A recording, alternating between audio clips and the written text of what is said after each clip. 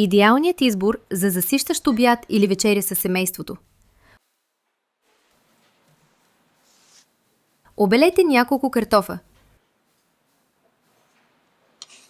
Нарежете на тънко. Изплътнете картофите във вода.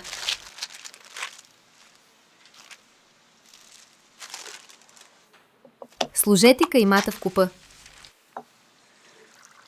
Изплътнете една връзка магданоз във вода.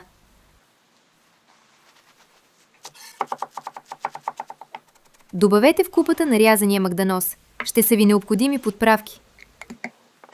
Овкусете със сол, черен пипер, сладък червен пипер. Смесете всички съставки. Оформете правоъгълен блат върху хартия за печене, като използвате точилка.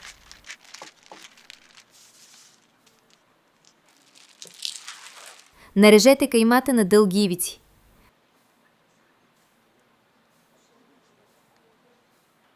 Поставете тавата за печене вертикално и напълнете на пластове от картофи и кайма.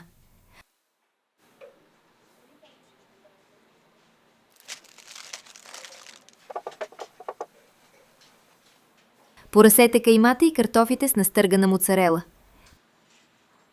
Печете 50 минути.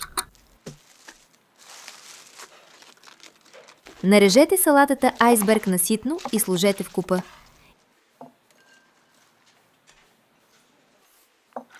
Изплътнете 2 краставици във вода.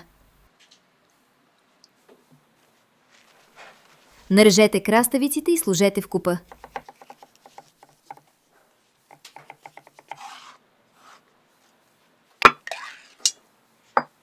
Добавете консервирана царевица, без течност. Сложете сметана в чиния. Обелете и настържете няколко скиритки чесън.